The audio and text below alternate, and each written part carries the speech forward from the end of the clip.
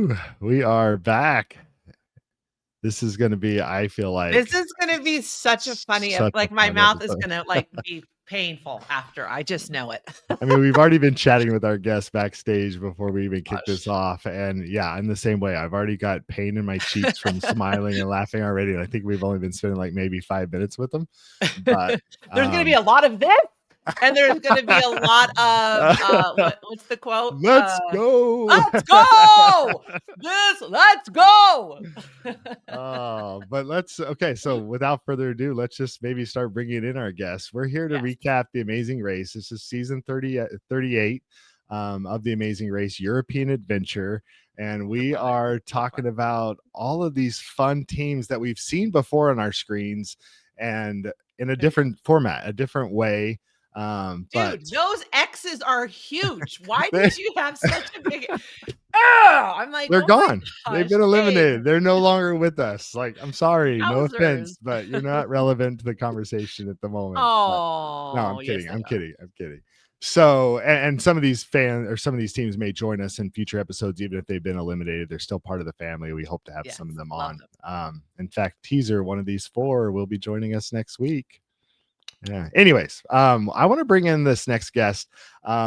You either love him or you hate him. I love this guy. I think he brings a lot of fun and excitement to television. Anyone that hates him. Well, get on ChatBCC and you'll see some of the haters. Okay.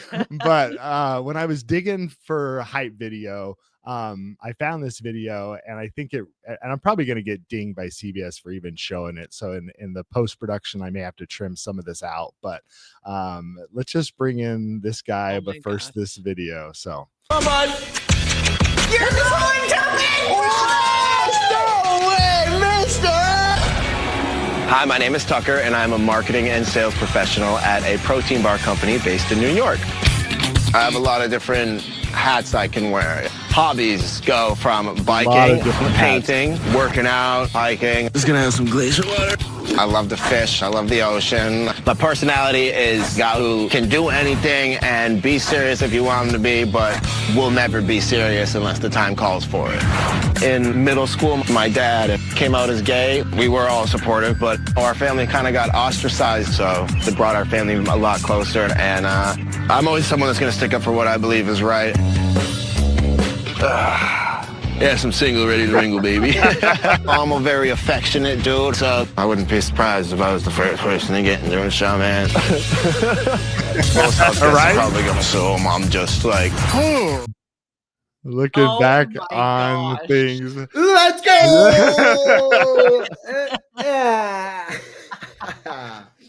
We got Tucker. Love it or hate it, I don't care, baby. I love myself, so let's go.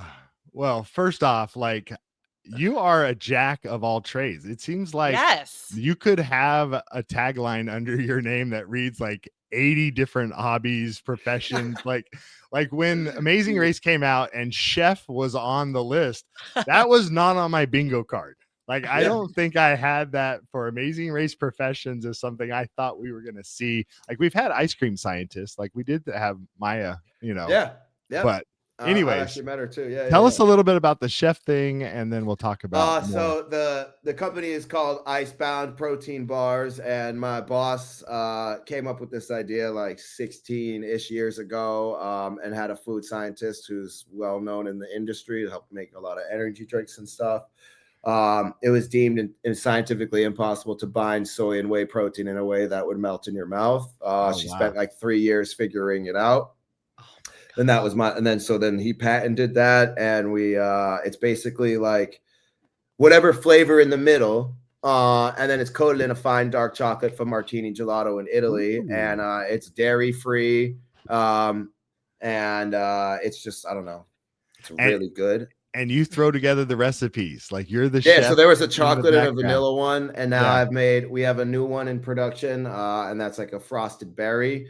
And I've also made an orange one, a coffee one, peanut butter one. So we're working through that. We got a production facility in Texas, and we're working on our online distribution now. So Everything's great, and we're in a lot of grocery stores around New York. Wow, that's well, awesome. and on top of that, I mean, you're doing the modeling thing, you're doing the acting thing, like you're all over the map, and I love it because it's like that infectious energy of just like it doesn't seem like there's any risk you're not willing to take or any thing you're not willing to try, which I love. Yeah, I think taking the risks and trying things that you might be scared to do or not, that helps create you, and then you learn more about yourself. I mean, I remember those things that are fearful, like I was in like the special needs reading classes and stuff, and then I go to acting class and it's like, read this out loud.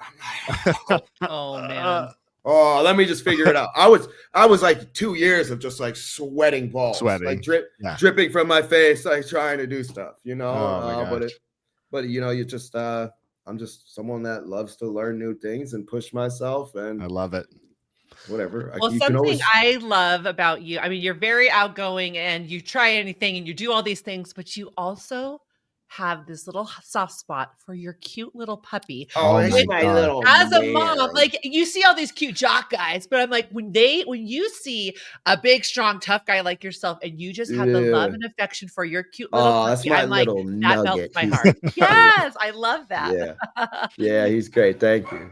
Well, and there he is. There he's like, hey, someone's talking about me. Why am I not talking about him? Yeah, he's the best. Yeah, Tucker from season 26 of Big Brother. I mean, came out of the gates like slinging, hitting those fastballs over the back of the park. But like, you're a comp beast. Till I struck out. I mean, they were gunning for you, right? Yeah, you gotta. I think I just played hard and had the best experience in there I possibly could have got. It's the winning only one person gets, but I did about everything else you could in that house, so it's good. Well, I have a slide I want to dedicate for a second to who did it better. There's when we had Jack and Carson on with us, they were in a costume that was very similar to something Lori and I won. They definitely dominated that who did it better thing. Yeah. But I'm going to throw this next slide up just for viewers to chime in the comments. Tell us who did BB Comics better.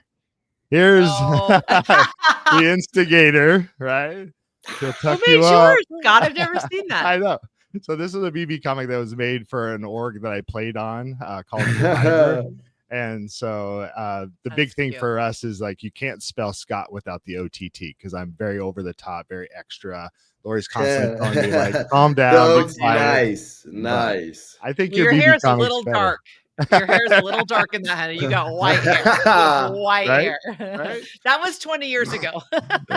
Probably. Well, let's bring in our next guest. This person, I was digging deep trying to find some fun video to kind of like bring this guy in with. Oh, you should have just asked me, dude. I found this one. It didn't have any audio, so I added some audio of my own. I took some liberties. Hell yeah. Hopefully no disrespect to this guest, shoot. but I think this is going to be a lot of fun. Ready? Here we go.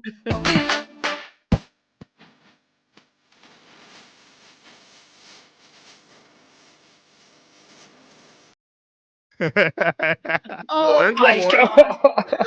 Let's go. I have no idea what videos you guys just watched, but sounds awesome. Sounds like I missed it.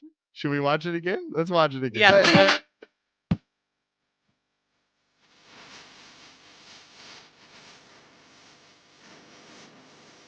I'm missing out. I don't know.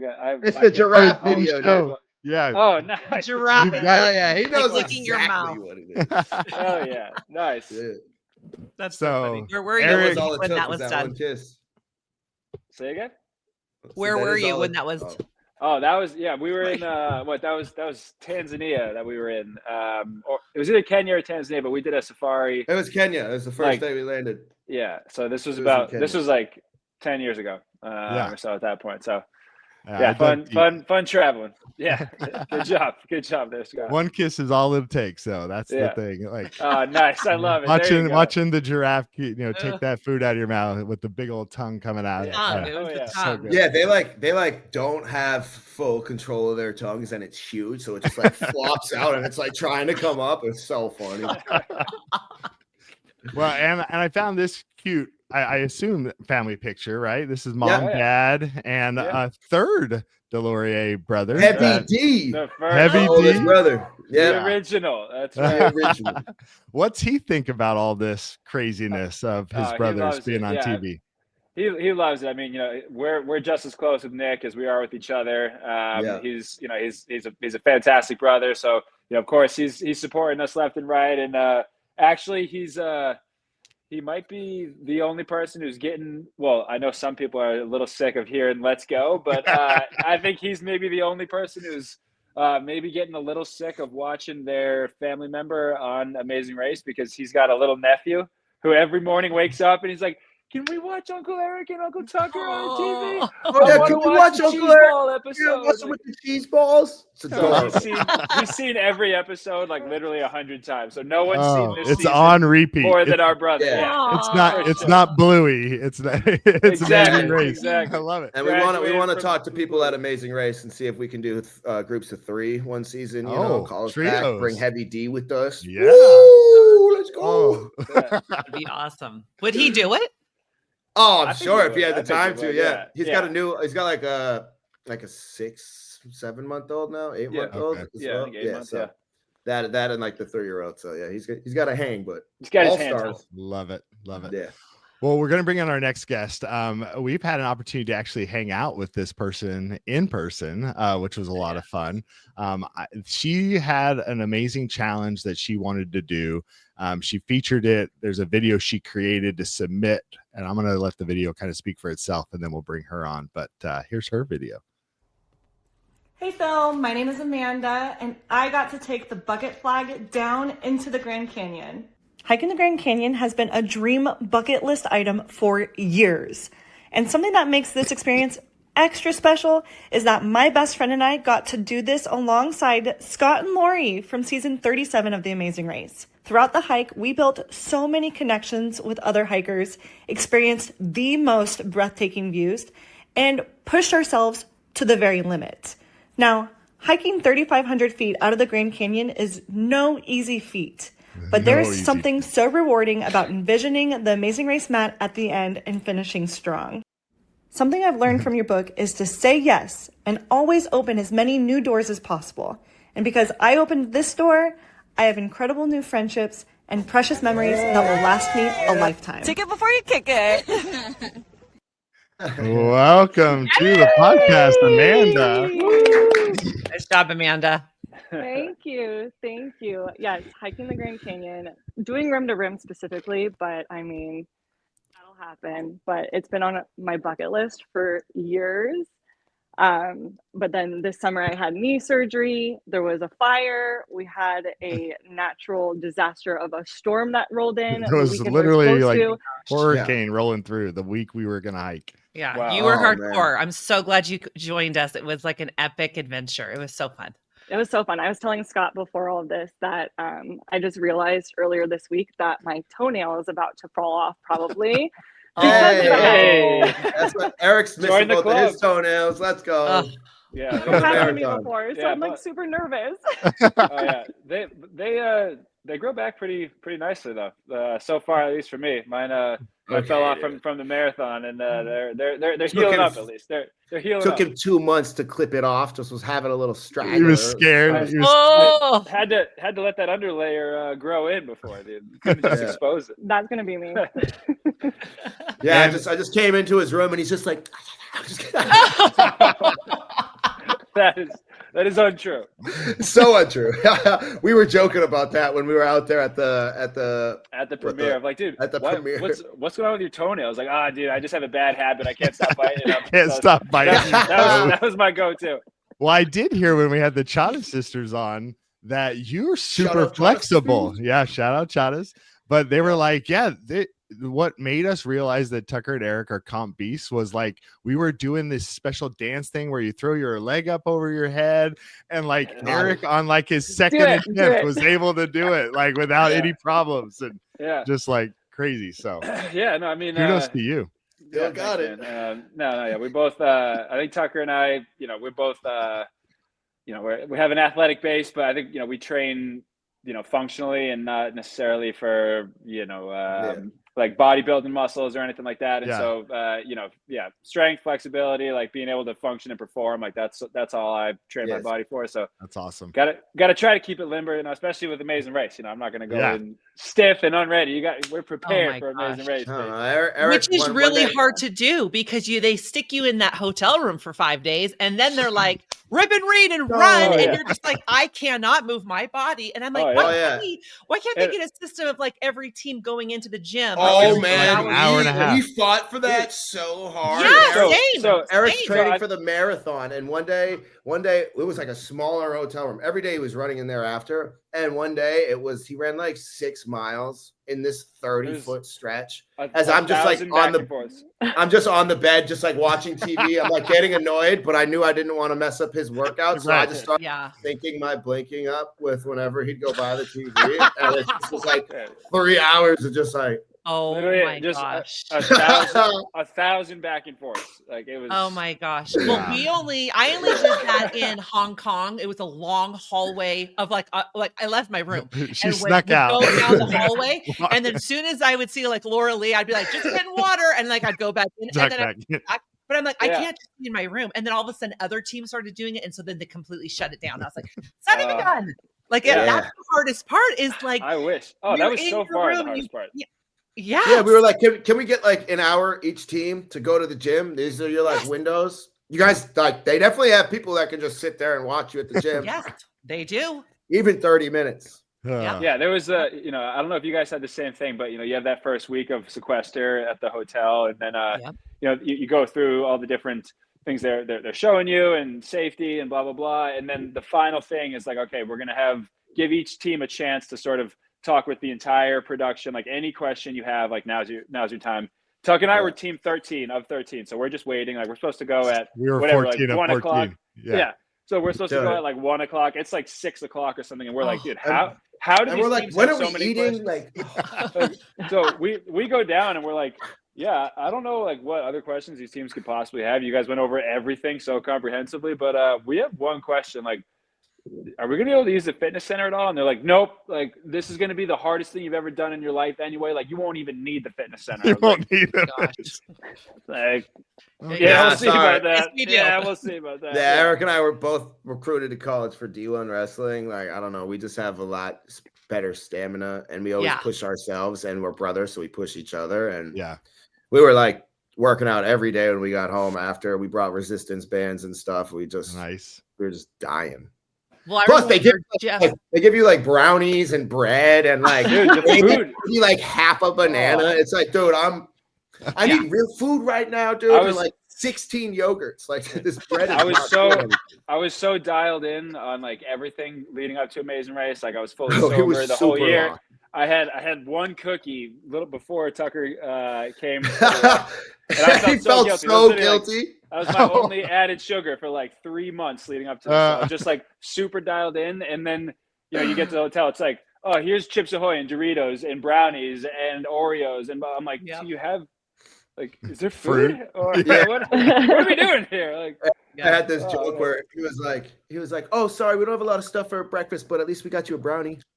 And we just like did that every time, just like, hey, we don't care about brownie. Pack the brownie. It would be like a banana and a hard-boiled egg, and I'm like, I need more food than this. Oh like, and a brownie. Wild. Brownie. So I don't know. Well, it's like banana for breakfast, egg for lunch, and then brownie for dinner. Oh my gosh.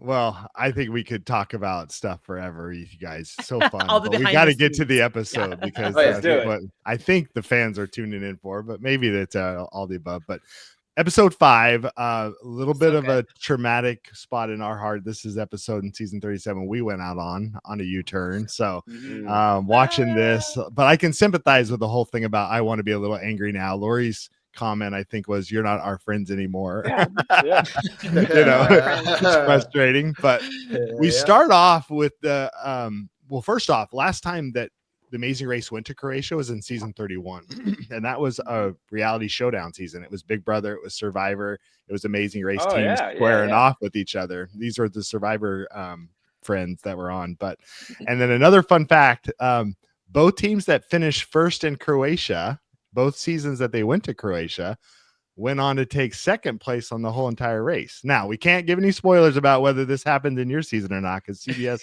will kill us. Nobody knows. But it's interesting to see if we'll see any of that kind of continue. But the pit start departure threw me off, because usually this is where I get, because I love details, see how this spacing was at the finish of the previous leg. Yeah. This leg did not give us that information. And I heard, and I think it was in either Tar Hub or Chat BCC, it was because you guys didn't like have like a controlled release as far as like times, because there was a chartered flight. Is that right? Yeah, it was an equalizer. That's right. Right before. Yeah, we I think like all of like the original flights got canceled. You know, it was like bad weather or something. Maybe this is all speculation, but like, they ended up getting a chartered flight, because when we flew into Croatia, I mean, it was I've taken a lot of flights. It was a wild flight. The plane's coming down like landing like this. And then when we land and we get there, it's like, this airport's closed. Yeah, we're like, there's nobody working here. There's no planes, dude. Like, who's gonna get us off this plane? And it was crazy. Yeah, there was like 5 employees they probably had to call to like come down and help us out. Yeah, we were the only plane there, only passengers, obviously. Yeah, not sure what the cause was, but there was absolutely there was no travel to Croatia that day. So it was like, we're taking a chartered flight, and we were like, okay, because I'd never taken a chartered flight. Well, when you guys got there, it didn't look like it had rained or there was a storm. It looked like it looked cooler, but it looked like a nice day. So was it stormy? No, I mean, it was like it was honestly, it was like overcast. Like, yeah, I thought it was a little foggy. It was overcast. Like literally I think Amsterdam was the only time that it was sunny. It was overcast every single place. Every single day, except one day when we were like in a hotel. It was an off day in Croatia. It was like an off day. So just leaning out the balcony, like trying to get some fresh air, like staring at the birds, throwing bread out to try to get some nature to the window. Yeah. So they're going to Dubrovnik, Croatia. I thought it was cute. I think it was Jack who said he called it Croatia. Croatia. Hilarious. But in the airport, how crazy that there was a Rubik's advertisement. Yeah. We were pumped. We were walking. I was like, yo, Eric, let's go. He just instantly pulled right up. Yeah. Yeah, this is the classic, album cover, album dropping soon pose right there. But no, I mean, I guess it sort of makes sense, because it's like the Rubik's Cube was invented in Hungary. Right. So you're like, oh, okay. Like at first we were like, dude, what are the odds? And we're like, okay. I guess that's why we did it. That's why we just did that challenge with the Rubik's Cube. Looks like Amazing Race must have actually done their homework. Like that's crazy. So you fly from Hungary, you get to Croatia, you've got to set off towards the area where you're going to go to rip and read, and you find out this is a detour. Fisherman Hall, Skinnamal. Well, was there any hesitation? Go ahead, please. Well, we got to back up just a little bit here. Okay. So we all, it's the equalizer. We land at the airport, and it's just like the shotgun blast out into the taxis, free for all. Try to grab your taxi, and people are sweeping in front of taxis. This is like the one time I think we kind of fell behind, and we weren't happy with the taxi we got. Yeah, and then we're like halfway. I don't know, it's whatever, like a half-hour drive or something, and we asked the guy if we could use his phone. We asked the taxi driver if we could use his phone for a map, and he's like, "Oh, you want a map?" And he just pulls out a map. Yes. We're like, dude, and it was. Can we keep this map? Yeah, it was the tourist map for Dubrovnik, and like all the points labeled and shit. So, and I'm just like, let's go. Yeah. So we're like, can we keep this map? And he's like, oh yeah, no problem. And so that was huge for us. This leg, we didn't have I think there was one time we had to stop someone to ask for like more precise directions or something. Like something was off. Maybe the point of interest wasn't on our map. But besides that, like we blasted. Everybody had to stop and ask directions, and we're just like, so that helped us. And you talked about it a couple of times. I remember you're holding that map, and you're like, "Oh, let me look at our awesome trusty map to see where we need to go next." Yeah, killer. No, but then to your question, no, this was one of the detours where like there was no hesitation at all. I mean, it was Fisherman Hall for sure. Like all day. We knew it was a physical challenge. We knew that's a strong suit for us. A few of the other detours we were like in Prague. they didn't show up, but we went back and forth like a minute and a half. We're like, dude, just do the chairs, man. Let's go. But this was no question. Yeah, because you never know. Like I feel like it's a lot more to someone else's discretion when it comes to like a detailed thing, or an art thing or a cooking thing, even like a dance, it's like, okay, well, maybe if I like laying with my foot like this, but I wasn't on my toe, they could say something versus like, pick this up and drop it off. Yeah, the net was in point A. The net is now in point B. Give me that freaking clue. I didn't mess it up. Amanda. Now I noticed, Erica, when you were carrying it, you carried it like this. Oh no, I was like wrestler like grip. Yeah. Okay. So this was all. Okay. This is just straight back. This is for the girls. This one. This seems like the way to carry it. Okay, but that makes more sense. I was thinking it'd be easier, like on your shoulders, on your head, carrying it. But okay, the wrestler. Okay, that makes it. No, so this, this was just like I was just right back in the wrestling room. I mean, we used to do like they call them either buddy carries or partner carries, where you do all these different ways of just like carrying your partner. So 175 pounds that you're running around for with a few minutes or for a few minutes.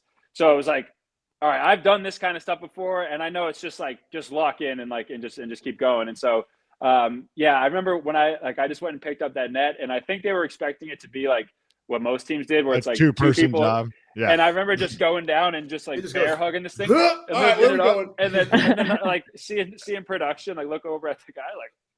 Okay. That's not what we were thinking. That's not what we had envisioned with this challenge. But like that's exactly why I was just like, I know we got this, dude. Like I know if other teams are struggling, like I'm not dropping this thing until we get to that chum bucket, dude. Like let's go. Just tell me where to go. It's like you're navigating now. I got this, dude. So and that chum bucket this was our heavy too. Well, how heavy was it? Like, can you estimate? 40 to 50 pounds. Okay. So it's like the chum bucket was 4. Yeah. And Tucker's like, I got this. I'll get the chum bucket, dude. I got you. I think it was Paige. Don't put yourself out there. I think it was Paige who said, like the weight itself, she's like would have been manageable in a different form. It's just that this thing just because everywhere. It's everywhere. Yeah, so it was. I think it was Phil who said it was like a handle on it, unwieldy. And then a little bit like falls out, and then Jag and Jazz had a good one where they had it like wrapped up here, and the other one held. The slap. Yeah, so it was almost like they almost like togered it. I was like, that's not bad. But I think everyone's fell apart, but yours, because you just bear hugged it and you just held it the whole time. For sure. It was impressive. You can say that again. I'm just kidding. No, honestly, this was the episode like the Tucker. Eric, I was so fired up. It's gonna be a good one to rewatch. This was Eric's hit right here. Yeah. Well, honestly, the entire episode, you guys, besides making it look like you guys had so much fun, you guys made it look effortless. Like the entire time. I know that the net was heavy, but how you picked it up and you didn't move it around. You made the entire episode, even Tucker going down on the little scoop, effortless. Like I was like, are they skipping around? Like, are they tourists or are they like playing this game? Like you just made it look so easy and so fun. Well, they had the tourist map, so they were channeled. That's true. Like, we were both. It was awesome. Yeah, it was so awesome. Thank you. No, thank you. And I feel like that was something that like especially anything physical, but like even mentally as well. Like that's where Tucker and I, like, one, our relationship, but then two, both being wrestlers, like, I can't emphasize enough how much that like formed our, mental and physical resilience, discipline, all that. And so, I knew going into Amazing Race with Tucker, like, there's a lot of teams that butt heads when things get tough. And I'm like, dude, when things get tough, that's when we're gonna just break away, because we're not gonna turn in on each other. We're gonna lock in, and we're ready to go. We're waiting for it to get. Yeah, we've been through so many arguments and things of being like, no, I'm right. No, I'm right. That it's like when it comes down to this thing and we're working together, it's like there's a couple points when I've been like navigating and Eric's like, oh, it's this way. And I'm like, I'm pretty sure it's this way. And like the way that he holds on to it, I'm like, you know what, fuck it. If I try to hold on to my thing, we're going to go back and forth. Right. So let's just do it. Let's do this for a minute. And then after that minute, I'd be like, nah, it's definitely mine. I'm telling you. Or vice versa. We didn't waste any time like bickering or trying to say who has the better idea or not. It was just like, all right, whatever. Yeah. Well, and I feel like you nailed it with how you presented it, Tucker, because this is what Lori was trying to drive home on our live Q&A with the fans was when you're dealing with a physical challenge versus a challenge that can be judged by another person, there's a party in that equation that you can't control, right? Yeah, no doubt. What criteria are they applying? What are you not seeing? What are you not connecting with? So for Lori and I, we're picking the Fisherman Hall all day, every day. Yeah. You know, Mm-hmm. we might be slower at it than everybody else, but we can at least know there's a light at the end of the tunnel. Like we can get there, get this done. Yeah. Way less variables. Way less. Yeah. Exactly. Well, let's talk about the other side. You guys didn't have to do it, but I feel like the star of the episode was the cat. I know. It was. What a good kitty. I missed the cat. I didn't fully appreciate the cat on the first watch. You know, we had this watch party in Brooklyn, so it's kind of a lot going on. Yeah. And then rewatched the episode, of course. I was like, dude, this cat, this is my guy right now. He's getting a lot of airtime. Like, what the heck? Yeah, he crushed it. So I did grab some memes. I thought Amazing Race, one thing that they do that's funny is they throw together some interesting memes on the Amazing Race. We don't get a lot of press. Like Evolution's problem had me crying when Izzy said that. These are all so funny. Ugly, but monkfish is delicious though. For those who don't know, it's not just a delicacy in some other part of the world. Like it's good fish right there. Amanda, if you and Jade, and I'm just putting you with Jade because you went on the Rim to Rim hike with her. We know she's a huge tar fan. Mm-hmm. Which side of this detour or challenge are you guys choosing? I know Jade would pick Fisherman Hole 100%. Okay. She's always down for like the physical. But I've got knees that have been both worked on surgically, and so I would probably prefer Skinnamal, especially after seeing that judge, because that judge gave feedback, and sometimes judges don't give you feedback. Right.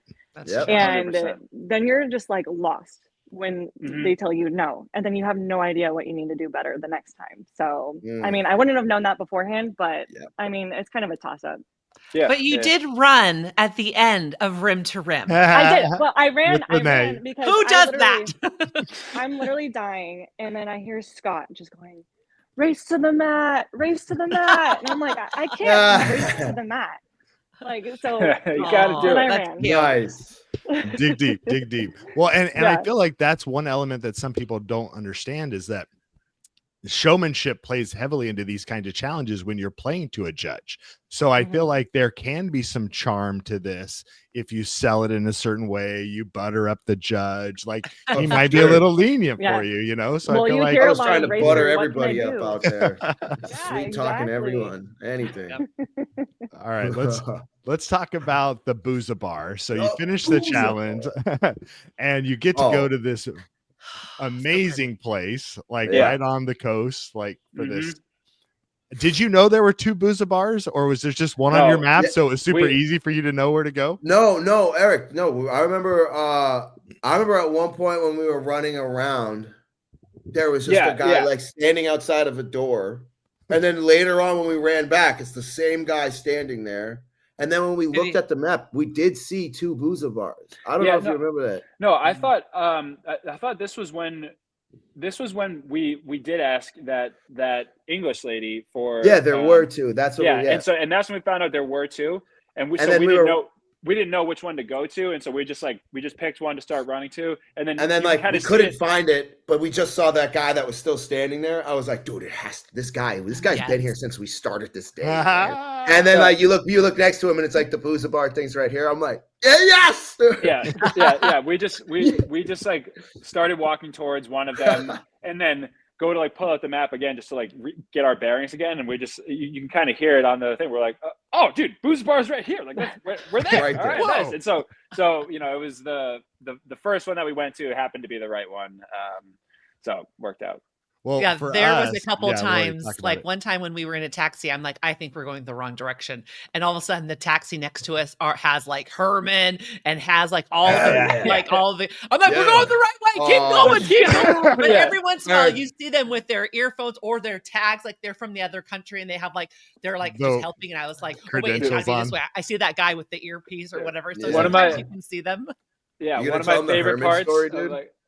I will. But quickly, thought I was gonna die. One of my favorite parts during the Amazing Race, and this is like usually when you're like in train stations or airports or whatever, like, you know, you're in there, and then all of a sudden it's like you see like 2 bookstores down, like behind a bookshelf is like one of the security guys, just like, you know, they're always watching it. So or like anyway, fake eating in a spot, but they're always watching it. I loved the security team. Like those guys were just like, amazing. Exactly who you want as your security team on this kind of stuff. And so Herman, for all the fans out there, he's like the head security guy.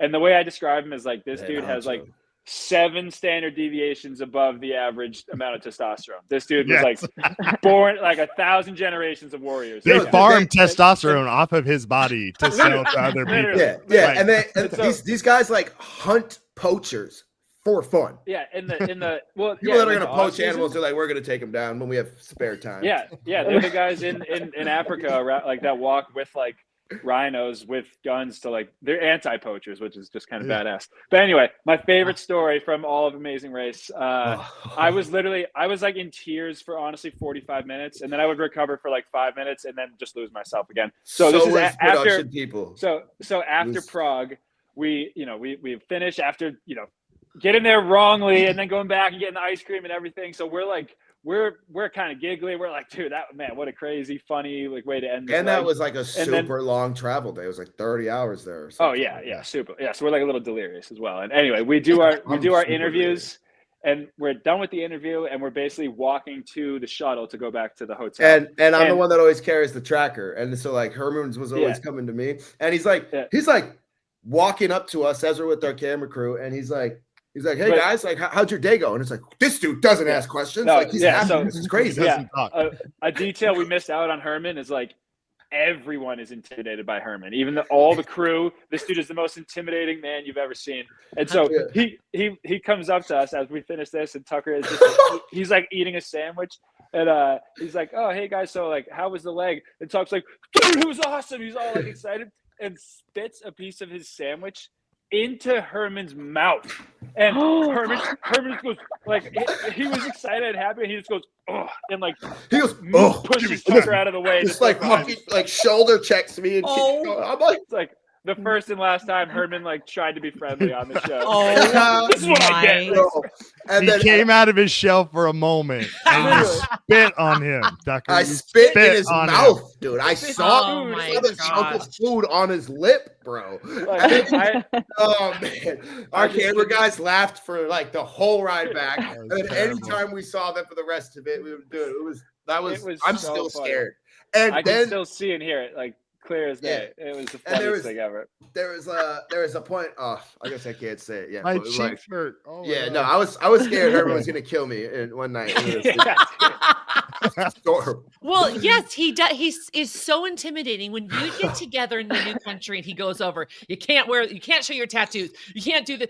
You are just like, I don't want to leave the hotel. I'm gonna die. Like, don't be scares stupid. The living crap out of you. Yes, and I'm just like, oh my gosh, Herman, what do I do? Like to sequester. They're shaking out all of our stuff, right? Going through, making sure we didn't bring any contraband. He sees the picture of our family that's attached to Lori's backpack. That's the memento. And he goes, you can't have this. You have to take it off right now. Lori's like, no, this is my family. He's like, do you want somebody to go and kill them in their beds right now? Like 0 to 100. Like Herman. I'm like, Herman, I'm on social media. Like, people know my kids. And he's like, they will die the second they see that. I was like, I had a brush to like brush out my buzzer. And he goes, what do you own, a gun? I'm like, what are you talking about? He goes, is this to clean a gun? I'm like, no, but clearly you own a couple guns, bro. It's just to clean my razor, bro. It's like a brush for a razor. Like, chill out. Oh my God. He's like looking for a gun now. Those guys are the best, dude. All right, let's get on to this next part. Also, his slideshow was hilarious too. Yeah. Oh yeah, the OODA loop. So you get to the Booza bar. It turns out this is where the W-turn board is. You guys did not hesitate. Dude, well, there was we had like 3 seconds where we were like, because honestly, we're like, you know, as you saw in Amsterdam, like we worked a little bit with Jazz and Jag. And so we don't know whether to try to like play the fence and like play friendly here, or just be like, screw it, you guys are our hardest competition. And like, will you turn you? So as we kind of mentioned in the taxi on the show, it's like where we see Jazz and Jag and Kyle and Taylor, as our two biggest threats. Like, not only are they both very good competitors, but they also both have express passes. So we're like, okay, these are our two. And so then it was like, all right, do we U-turn Jazz and Jag right now? Or do we just like, we've won two, like, do we try to just like not put more of a target on our back? And so we went with that. Yeah, coming from the big brother stuff, it's just like, yeah, don't put any blood on anybody right now. We already know we're big targets. And then for the rest of the day, Eric and I are like, damn it, dude. We should have U-turned them. What are you thinking, man? Like, oh my God, dude. You're so messed up right now. Yeah. So but whatever. It is what it is. All right. So I feel like if you would have used it, it would have been on Jag and Jazz. Yeah. Yeah. Okay. They wouldn't have. They wouldn't have. No, and it's kind of like the same thing with an eviction and Big Brother. It's like the whole house is evicting one person, but then you don't want to evict them, so you just throw a vote to another person, the other person on the block. Well, now you have a new target on your back because that person's still in the house with you. So it's kind of like the same thing where it's like you want to make sure if you're going to U-turn someone that you're going to try to get them out of the race, right? Yeah. But like that was at the same time, we like, the camera guys are always like, so like, they're talking about you just got first, like they're egging you on your back. Yeah. And so like, we know we have a target on our back already, and like we had a joke that like, they'd be like, well, don't you guys think you have a target on your back already? Blah blah blah. And we're like whenever that question came up, we were like, yeah, but what are you gonna do about it? Like, we think we can outrace you guys. Like we think we're faster on foot. We think we have great self-navigation. Like, yeah, we got a target on the back, but what are we gonna do? Try to get in the middle of the pack? Like, no, we're trying to win here. We're trying to win. Yeah. Well, and I feel like for those who watch The Amazing Race historically, there's certain rules that we feel like apply here. And I think that's what Amanda's kind of hinting at. If you U-turn somebody, you have to almost be guaranteed they go home, because otherwise there's extra things that can be used against you in future legs, right? Yeah. They've got an express pass. Like if you U-turn them, you're probably going to flush an express pass, which can be a good thing, but you're not guaranteeing that they go home. So I don't know if that's worth the risk. Yeah, they're right behind us in fast racers, and they would have just been like, they're our biggest competition, and they would have just came gunning for us versus kind of being like, what should we do? Because how we were feeling. But this is still, I mean, honestly, like I still kind of stand by it though, because like stand by. We probably should have U-turned them, because like, even if we just burn the express pass, like that's what we were talking about doing anyway. It was like, let's just get these express passes out of here. And then, we burn an express pass, they don't go out, and then they're targeting us. Like, what does that mean? You're going to try to beat us. Okay, we're trying to beat you. Well, that's what we're already doing anyways. Yeah. You're going to U-turn us one time. Well, we just won. So like, you're probably going to U-turn us anyway. So we were kind of like, and so that's why we were like, damned if you do, should have burned that express pass. Either way. Well, and the other element that I feel like some people forget about is the double U-turn, or the U-turn board traditionally has been more of a survival mechanism for racers. Right. So we kind of leave it to the back of the pack for them to use against each other to try to survive the leg. It's not necessarily something the front runners do. So personally, at DCC, no, I'm just I know, right? It will take your head off. But if only we had perfect foresight, Tucker. Right. What jerks we are. What jerks we are. So the reality is, I kind of feel like this was a misstep by Jazz and Jag here to use it so early, because they're now getting extra attention they don't already need. But I do agree the fact that they already feel like Izzy and Paige don't want to work with them anyways. So is there any blood lost here to U-turn? Just more blood gained. Yeah. I mean, I like strategically, honestly, like I don't really see what these U-turns like accomplish. I don't know if it was just like Jazz and Jag trying to get Izzy and Paige out because they know Izzy and Paige don't like them. Don't want to work with them. Or what? But it's like, I don't know. I would have wanted to see one of them U-turn Kyle and Taylor. I mean, I get that. I mean, I guess either one of these teams wouldn't. Like Jazz and Jag, they got the express pass from them. Right. Why are you going to U-turn them? Joseph used to date her. Like, but I just think like if you're going to U-turn anybody, like U-turn a threat. That's my philosophy. But to each their own. Or maybe if you guys were in the very, very end, back of the pack with another team, and you barely make it to the board, and hurry and you turn them. Oh, for sure. Absolutely. But That's the classic. I didn't understand why those two teams did it. It was kind of an odd thing. But boys. Yeah. Classic Seriously, MM right? teams. Yep. Oh. First time in Amazing Race history that two female teams were U-turned on the same leg. So there's a lot of people who have been out of shape over it. Well. Yeah, that's gonna go over well. It's landed super soft. Like people are totally happy. No one about noticed. It. No, I don't think so. Including Kylan and Taylor, who get to the board super pissed off, and Jazz and Jagger like, we were trying to pay you back for the Express Pass by helping you here, and like it blows up even more for them. So it's hilarious to me. Like, but it's Big Brother. Like, I don't know how you get a season of Big Brother players where you don't get some social drama and social dynamics in the mix.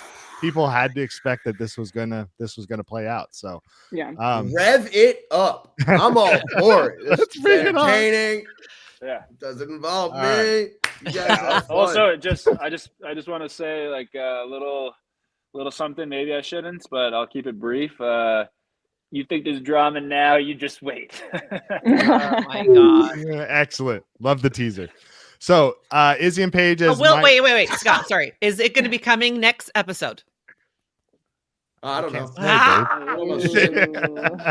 It's always coming. Winter is coming. First off, every episode. Yeah. I'm a huge Game of Thrones fan. The fact that you guys were in Dubrovnik, I was geeking out hardcore. Like the steps to go up to the chum bucket. I swear those are the steps that the shame walk was. Yeah, Percy had to walk down, right? Getting tomatoes thrown at her. You know. You should have seen. You should have seen where they like held us after. That's exactly what I was going to say. You crossed the pit stop.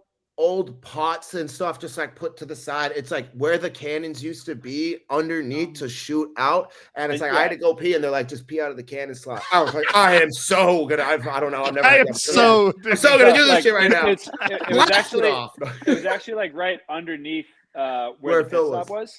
So there's some little skylight that you can see in part of the clips, but it's beneath that, and it doesn't seem like it's normally publicly accessible because, like Tucker was saying, there's like these antiquities that are just like right there. It's wow. And it was just like you're in this like dungeon-esque room with cannons and like you go out there, you see this beautiful Adriatic coast. Like Scott, you would have loved that because we're huge Game of Thrones people as well, and so it was just like this was the coolest place that we went because just like everything is just so picturesque and so well preserved that like you're in King's Landing. Like you can't help but be like, exactly. This is so like quintessentially like medieval European. This is nothing like what we have back home. You know, it was so cool. Did any of the producers get like a picture after filming of you guys like somewhere out the armament? Yeah. No, but I was getting recognized by fans in here. Someone, the lady who saw us and like when we were coming down the steps, she sent me a message on Instagram and stuff there. It was great. Yeah. That was the one. Yeah, was that the one who was like, "Oh, it's over there," and we were like, "Hey, way ahead of you, sweetheart." Hi, Tucker. Oh yeah. Hi, Tucker. Yeah, way ahead of you, sweetheart. Yeah. That's awesome. That's awesome. Well, clearly Izzy and Paige not thrilled about the idea of being U-turned. They are so funny. Just hilarious. Big plug for Izzy and Paige. They're like some of the funniest people you'll ever meet. They're Well, and that's something I loved about this episode. They finally showed more of their personality, especially Paige. She is hysterical. Like when she was doing other challenges, she gives these little nuggets, and I'm like, finally, they kind of focus a little bit more on her and her personality because they are both so dynamic and amazing. But Paige is so funny. They're awesome. We love them. Yeah, I remember being at our finale in New York when we were, out there and hanging out that night, literally in Tucker's living room playing Jackbox. Izzy and Paige chilling on the couch. Hannah was there, like Jag and Jazz. Like it was just such a fun, chill moment. But yeah, Izzy and Paige are just down to earth people, but they're not going to sugarcoat anything. No. You know how they feel because they're not afraid to tell you how they feel. And I love that. That's right. I love it. I love it. Yeah, they're so fun. This meme cracked me up. Jag and Jazz. I just want you to know I never followed you on Instagram. And I love how it was like as she's walking off the frame too. It was like a mic drop moment. Yeah. Oh my gosh. Love these girls so much. All right. So moving along. Christina and Rubina were the other ones that got U-turned. Again, I think because Joseph and Adam didn't want to do in Hannah and Simone because they had been working with them. They felt a close connection with them. So, I think that makes sense. I appreciated the at least emotional intelligence or the social awareness of being like on that plaza area where Rubina like sees them and it's like, you know what? I want to ask you where you got the nets, but like, for sure. I have respect. Like we're battling for last place. Both Eric and I, when we saw that, it was like, that was hat off. Awesome. That was a very, very honorable move right there. Yes, it was very much so. Queen moment. And then they started dragging the net. And at first I was getting a little bit like, oh, that was dumb. But Lori in our live Q&A, she actually talked a little bit about this. Babe, can you explain what you're saying? So my first year of college, I was doing the firefighting and EMT program, and we are taught to pull the body and not to lift the body because it's so much heavier and harder. You always pull it. So I'm like, the easier, the less strenuous is to pull. I'm shocked that no one's pulling the net until Rubina it started pulling it. But I was like, that's the way it should have been done. Or now that I know. or bear hug. Or lock it in. That was definitely a good strategy. I remember we saw Rubina and Christine as like Eric and I were done looking for the nets and finding them, and then like we saw them dragging it, and it was so hard to not be like try to tell them where to go or whatever. And Eric and I were both like, oh, dude, they're dragging it. I don't know, but now that you brought that up, we did. They look really tiny, little petite women. They are this big. They are tiny. Yeah. So this netting. Like sometimes you don't really. They would have been walking all over it. You have to drag it. They had to pull. These ladies are just the most petite women you can imagine, and so for them to even lift it, you wouldn't be able to see them. They wouldn't fall. Like it would have been dangerous. No, this was literally the only way they could have done that. All around, this was a very challenging leg for the women in general. I mean, just with this whole it was ridiculous. As we'll get to the roadblock, there is there is like the Hannah talking about it. It's like, it's gravity. Like if you weigh more, you're going to go faster. So it's like, it was tough for the women this episode. And I think how Christina and Rubina handled the net, I think really just kind of exemplified the grit that they all found and persevered through this episode. They dug deep, it was man. A tough one, but they dug deep. They dug deep for sure. I would argue conserving your energy during this U-turn could have allowed them to dig even deeper because they had energy in the stores when they needed to propel themselves down, for the roadblock. So let's get to the roadblock. You get to yet another iconic gate. Like, again, I'm watching these different armaments and things, and Game of Thrones like crazy, right? But the roadblock was who's feeling like everything's going downhill. And I got this episode. So, Tucker, you stepped up. Was there any hesitation? Did you just not at all? My turn or what? Oh yeah, when we first got in there, I'm super observant, like how I saw that same guy in the same spot. I started to see all like these little tire things, and I'm seeing these flyers or whatever, and I'm like, dude, this has to be some sort of race down here. And the tires, I'm like, it's go-karting or whatever. Like I got this because I know. I build everything at my place. I've moved like 12 times. Like I'm someone that is like, I'll have somebody do it for me if I've tried 10 times and can't figure it out. Like I'll do my electrical work and stuff too. I'm just like try to figure it out myself. So I was so pumped to do this and build this thing. I think I finished it in like 10-ish minutes building the cart, which was pretty quick for it. Yeah, and I had to take it apart a few times because a couple of times, because at first it all looks normal, right? And I don't think it would have mattered. There was only one point where you had to have the longer screw in there because if you watch it back, you'll see on like Kylan's on his back one, there's one longer screw, but it wasn't. So there wasn't. It didn't affect him, so they didn't. It didn't affect his thing too much. No, but. I mean, I don't know. It's just like I built too many IKEA things. If you put one thing wrong in the wrong spot, and then it's going to fall apart. So I had to make sure everything was right. And I had no idea. So Eric took the clue with him. So I'm just there like, oh, I got to build this shit. But now how long do I have? Where do I go after this? So I asked, what's the rest of the information? Hey, I don't know. I just built this cart, and now so what do I do? Yeah, I think Jag was to the left of me, and he had his, so I got that from him. Then it's like I run over there and sit, and it's a very touristy spot, so I'm like sitting there like, are we gonna go right now? Right. And it was like 5 to 10 minutes because the people that they had to clear that whole path. Yeah, and I'm just sitting like, I'm the only one here. I don't know. They're gonna catch up now. Like, just I don't. Let's go. Let's go. You're like when you don't know what you're waiting for, and you're in the lead, and you got these races behind you. Right. Yeah. It's like, please, dude. And then like they just blew the whistle, and it's like I don't even know how I'm looking at the guys next to me to see, because originally I thought I was gonna steer with my feet on like the little handlebars things that were there, and I just start going, and there's like one guy with like a GoPro in front of me, and I'm just like. Only thing I'm thinking in my mind is I'm passing this guy. Gonna get him. I'm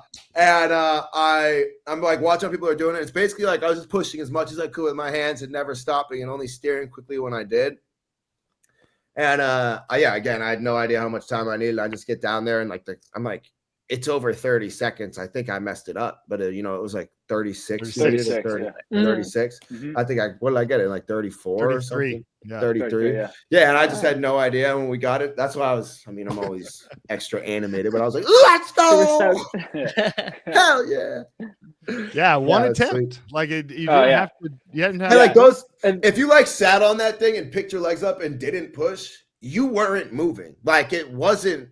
You're on like this big rock cobblestone stuff. It was incredibly loud. Yeah, these things were so loud. Like it was like a jet flying over. It was absurd. Yeah, I'm up there in this non-participant area, and like Jag comes up, and then I see Natalie and Stephanie, and then I see Kyle and Taylor, which I'm sure we'll get into. But so it's like I just I'm like I haven't seen Tucker come down. We're waiting to see more and more teams going up. I'm like, you don't know what's going on up there. You're like, right. And then all of a sudden you just hear like rolling thunder so loud, everyone's like, what the heck is going on? And it's just these like it's like metal wheels on the stone, tiny little metal rumbling down. It's like, all right, I guess that checks out. It's super loud. It was like Tucker said, it literally sounded like a jet. Like it was I think like the buildings like echoed or whatever, but of course. So it was this big like, oh, okay, something's happened now, who's coming down? And it was Tucker, and got it first try, so I was super pumped.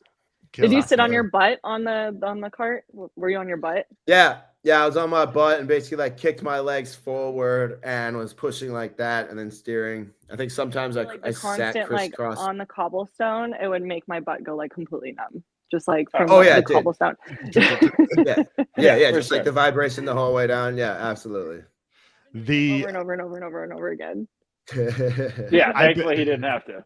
I've been tracking the roadblocks. I've got, underlined who did the roadblock for each team. I've got in parentheses how many they've been doing, because I'm trying to see if there's any, strategies to stacking, and stuff. And then of course, as they came in and versus when they left. So, you came in first place, you left in first place. Killer, great job. Some other teams struggled, and we see them drop in theirs, position. Kylan and Taylor did really, really well. I mean, Kylan, we've had him on the show before. He's super good at attention to detail because of his, ADHD, autism stuff. But he was just channeling it, and I felt like what he did well. Keep the backpack on. Right. That's what I wanted to talk about. Right. So these were two examples. I grabbed screen grabs of where I thought people did a smart physics thing here to give them a little bit of an extra advantage. Lori caught what Natalie had done. Oh, that's nice too. Yeah, leaning forward, using that momentum. But Chelsea did the backpack one time, and it was so strenuous. She took the backpack off, thinking it would be easier to do it, and not thinking logistics and gravity and all of that stuff. She's not thinking that, and she did it over and over and over again. But I mean, it could be, if it was throwing you off balance and this or that, or you had like the straps are hitting the wheels or something, like. Right. It's a good idea. If it doesn't work, it doesn't work, and you gotta scrap it and try something different. You gotta just go, so But Kylan did fastest. I think he was 28 seconds, which was quicker than anybody. So that was awesome. 225 pounds going down that. So right. That seems to help a little bit. It's like it's math. It's like this was tough for a lot of the teams. Few people had some struggles. We'll talk about those, and I definitely want to get to what. Oh my god, dude, that meme is. That was like some. It needs to lay flat. It needs to lay flat. It needs to lay flat. On repeat. On loop. I was like, Eric, what are you doing when he was watching it? Because I was like finishing up some work, and he's like, bro, this is just like playing straight. Like hitting his. I'm like, dude, like it reminded me of like The Shining. It's like what? All work and no play. All work and no play makes no boy. All work and no play makes on loop, on repeat. So let's talk for a second about Jag had his wheels falling off, like he finger tightened the stuff, and I guess he thought that was going to be enough. Oh, and man, then Joseph was yet again did too much. The dude is too strong. Like he breaks a key last episode. This episode, he puts the screw in too far and can't get it out. Well, no, he used his teeth at one point. He used the short screw. Right. It was not long enough. Yeah. So, I mean, bro, like, dude, biting that shit hurt. I was like, oh, yeah. Are my teeth still okay? Ah, man. But let's talk about the conversation, Eric, between you and Jazz when you hear Taylor and Kylan walking up. Like, what's going through your head? What's happening? What's going on? Yeah. No, so like I said, like most of the teams were coming, like weren't going up the street that the carts were coming down. So Tucker and I got there first. Obviously, went a different route, and then I saw Jazz and Jag, or I see Jazz come down. So like, okay, they took that same route, and so I'm like expecting more people to do that. And all of a sudden, I see Kylan and Taylor come up, and they don't see me because it's sort of like up in the staircase, like away. Right. They don't see me, and they like I could tell they were like a little heated. And it was like, it looks like the guys have a gentleman's agreement. Like, they're going after the girls. Like, I forget exactly what was said after that, but it was like, something like either, they weren't happy with that. I don't know if they explicitly said like, we need to do something about that. You turn the girls, you just got thrown up in there. All I hear is like Kyle and all Taylor the boys at the front. Yeah. Like what? We didn't do anything. Upset and are adamant that the guy teams have a gentleman's agreement. Right.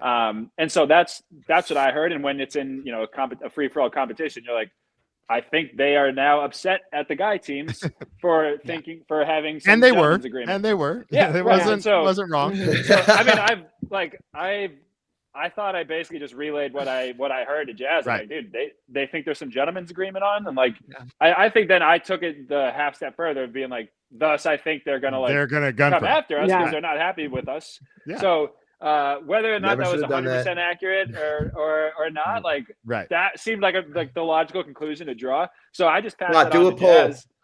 I know, right? I passed that on to Jazz and was like, dude, like, just relaying what I heard. They think there's a gentleman's agreement going on. They think it's like some guys versus girls thing, which like, I don't know what they said at the U-turn board, but like, that's not what's going on at all. But just so you know, these teams are pissed at the guy teams. What I'm hearing. Yep. And and I think people that don't race, who are watching this from the couch, they have to understand that we don't get a lot of interaction with other teams except during the leg when it's being run. So there's not a way to gather a lot of facts other than just observing at times what we hear and what's said. And you have to form judgments based off of that. And I know that's what a lot of teams thought about in our season with Jonathan and Anna, Jack and Carson, and Lori and I leading the front of our pack, was that there must be some agreement going on up there. And we have to do what we can collectively as a group in the back to affect what's going on at the front, because we don't have any information other than that. Right. And I think the same thing's taking place here, whether that plays out in future episodes, which I think it will, is I think an element that is just part of what the race is. People are constantly trying to figure out, how do I put myself in their place? How do I get to the front by affecting things that are happening at the front, Yeah. But, and I would say too, especially like, like you said, you're sort of, you have such a limited window of instances where you actually see what people are talking about or just even interacting with teams, let alone like what I felt I had there was like just a gem where it's like they didn't even know I was there, and you're hearing them give their interview to the camera. So it's like they think that, that no teams are listening. Right. I'm like, dude, this is, and they think, I was like, I think I got something here, and I got to pass this on. Right. No, you don't. Well, right. Wrong. I think we see Jazz attempt to try to utilize that in his conversations with Taylor in that same setting of like, maybe we need to do some repair work. Maybe we need to plant some seeds that maybe it's not what you think. And that can bode well for them, for you guys, for everybody, if we can disrupt that narrative, but again, when you're in race mode, you are forming judgments like all the time. And I think, it can definitely play out and stuff. Let's go to this next slide. This is the crying part of the episode, so right? sad. Yeah, we literally cried. We're watching this with Hannah yesterday, and I was so literally tears in our eyes. Yeah, this was I cried. Simone, please don't tough cry. to watch. Please They're don't just cry, like, Simone. Yeah, Hannah and Simone are just like the sweetest sisters. Like they're just super nice, like the kindest people that you'll ever meet. And when you watch their relationship, like just how sincere and sweet it is, and not being so proud of the other person, like despite what they must feel for being in last right now, and just all that stress, and being that good sister to help them feel better about this position and everything. It was just very like pure and just and so refreshing, sweet, and like kind of reminded us of our relationship. But sibling relationships, right? I mean, it's not unique just to sisters. I mean, brothers can have similar kind of moments, but I felt like some tender moments here. Of course, we get Hannah hugging Rubina because they realize it's one of us at this point. Like we've already seen the other teams leave, and we know it's come down to us. You see Rubina right there trying to cheer on Christine and like help her dig deep. And when she finally gets it, like Christine's to the point of like collapsing, like she's physically exhausted. Doing the W turn was too much. But they survive. And I feel like it was poetic for me to see the attempt when Simone got it was where her sister's out the other side of the finish line. Like coaching her, egging her, and motivating her. And I'm so glad she didn't just stop, even though she knew that the other team was gone and they were in last. Like just to still power through it, and like, I came here to do this. I know I can do it. I'm not gonna let this win over me. Let me dig deep again. Yeah, proud of all of them. They did great. Yeah, for real. The from there we go to the finish line. Beautiful overlook to this whole area. You guys were first. Kyla and Taylor second. Jazz and Jag in third. Joseph and Adam got fourth. Natalie and Stephanie got fifth. Dude, they're so expressive and hilarious whenever they do it. The seagulls, man. The seagulls. Well, and I feel like they remind me of like the hyenas from like Lion King. They're like always laughing, always up for sure. Hilarious. So Jack and Chelsea in sixth, Izzy and Paige in seventh. Of course, Christine and Rubina survive. They got eighth, and then we saw Hannah and Simone go home. But guys, back-to-back wins. Like, this is crazy. That felt good. Especially like, we were like, we get to fast forward, and then that whole night we're like, dude, we're gonna have like an hour and a half lead on these next teams. Like, this is like, let's go, dude. And then we go there and it's like, we're equalized. It was like, all right, man, we really gotta, like, that first place finish last leg means nothing now. Like, it's we're all reset, we're all equalized. Let's go. So this and to win this without, like, the fast forward, it's like, all right, whoever gets the fast forward, like, you are winning. And so this was nice to win, just like on on equal ground. Equal ground. And you didn't U-turn anybody on this one either. So it's like you just did it. You did it all the way through. You did it clean. Yeah. But we should have U-turned someone else. Well, I mean, everyone out there from the couch can criticize all they want until they've been in race blinders, and race brain is different, guys. And everyone's got a very strong opinion at home, but has no idea what they would do. But at the same time, we also beat ourselves up after the season's over with the woulda, shoulda, coulda. So as much as you're criticizing us, I promise you we're criticizing ourselves more, second guessing every decision we ever made. So welcome to the club. We're all in this together. No doubt. So, no doubt. Oh, yeah. Let's look forward at episode 6. We got a little bit of a sneak peek, and I definitely don't want you guys to get yourselves in trouble with any commentary. So don't get CBS coming after me because you came on here and leaked anything that's like detrimental. But because they do watch our podcast. Yeah. Maybe. So the episode's titled "From Hack to Me." And they do give us a little bit of a teaser here where they say the race intensifies in Croatia, where one team reconsiders their alliance and another team's roadblock strategy falls apart. Wow. Drama.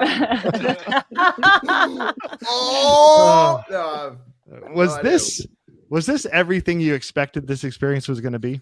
Oh my God, and more. Like we literally had the absolute time of our lives on Amazing Race. Like the best time ever. The whole time we're like, dude, I feel like we were born for this, dude. Because again, one of 3 brothers. Like we would turn any and everything into a game, like anything. We're watching movies and the credits are scrolling, and anytime the logo came up, the first one to say that one's mine. Got that logo, and then it's like at the end of the credits, who has the logo? It's like. Or whenever a commercial came on, the first person to say what company the commercial was for got it. Yes, we played that game. Everything. Yeah, everything's a competition with boys. Growing up, we would have our parents and our grandparents give us challenge questions, and it would just be like, just like math, like just general knowledge things. So it's like we're always doing like the physical and mental competitions, like. Since we came out of the womb, so we were always raised like the best gift is the gift of experience in our family. It was like the main thing when our grandparents were alive. It was like once a year, everyone lives all around the U.S., but we got to get together and just be a family and experience something. So yeah, Eric and I, we were talking to production like every day, and in terms of being like, can we do like this for 8 months out of the year? Like we'll run this. Yeah, I was like, dude, if there was a league, I would quit my job right now and just be a dude. Like this is all I want to do. And I'm a film major, and I'm like watching these dudes film this too. I was like, how do I apply to film this stuff? Because I don't care. I still get to come here, basically do what you guys are doing. Yeah. And for what it's worth, fill a spot whenever. I know that they use production to test the challenges on dry runs the day before. So you get to do the Amazing Race while doing the Amazing Race. I'll be the top production tester. Let's go. And beyond that, like Tucker and I are, we work very well together. I feel like our fighting days are behind us. That was like, 12 and younger kind of thing. Like, we've been best friends, ever since like high school and beyond.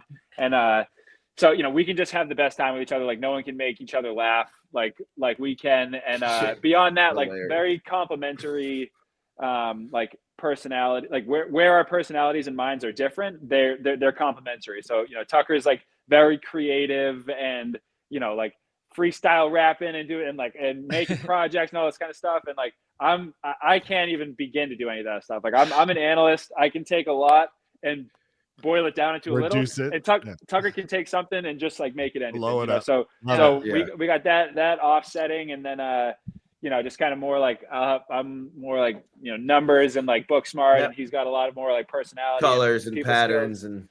And so we worked really well too. We just, like I said, we just had the absolute time of our lives on the Amazing Race. Love it. Yeah. I don't want to gloss over this because again, Amanda, I can't wait to see you more. I did skip this slide earlier. She had a super awesome moment with Jeff Probst on The Price is Right. Yeah. Let's go. Nice. So I don't think this is the last that anybody's necessarily going to see of Amanda. We've been encouraging her to get her submission app in, both for Survivor, for the Amazing Race. So hopefully that happens. Lori, we were literally hiking out of the Grand Canyon, and Lori's like, you need to submit it right now. Yeah. Like Lori's like, I'll film it for you. It needs to go side to side. Like, we got to do this. Well, our goal at the end, because it's soul crushing, the last 3 miles of the Grand Canyon are so bad. I'm like, and we were like, let's not stop. Let's just try to go the whole time. And then I'm like, I will stop. I will change what I want to do and stop. And I will help you film this right now with this backdrop. Let's do it. And she was like, I'm not ready. My makeup and my face. And I'm like, come on. I was trying to draft behind Lori. I was literally trying to like, she's like, keep going, Lori. Keep going. You guys are hiking 100 miles an hour. Hey, but make it, Amanda. We know you're going to be on one of those shows. So yeah, for sure. You got it. Happen one day. Thank you. I'm gonna have everybody's follow stuff in the description, so you'll be able to follow everybody on their Instagram accounts. You can keep up with what they're doing, all the excitement that's going to be happening. We've appreciated you guys. Go ahead. I'm up for Reality Star of the Year. Yes, he is. I saw this. Yes. Let's go. Yes. Vote. Amazing. Vote. Yeah, gotta vote. Yeah. You already know he's MVP. Let's just go. Bust out the Let's make it reality. Come on. Yeah. Well, I've had such a good time. I'm going to need to rest these cheeks because I've had so much time smiling and laughing along with you guys. This has been an epic episode, but please follow these guys, follow Amanda, give them your love, but then also tune back in with Lori and I next week. We're going to be back on for our live Q&As, engaging with fans, talking about our hot takes. And then next week we'll have another set of guests on our panel, but we love the Amazing Race. It's a super fun family. So love you guys so much. Scott, Laura, thank you very much for setting us up. Scott, Amanda, thanks for being a part of this. So nice to meet you. This was great. This was super fun. You guys crushed it. This is a Tucker, really good, one more time. Event. Let's hear it. Let's go! Love it. All right. We're going to fade out with that. All right.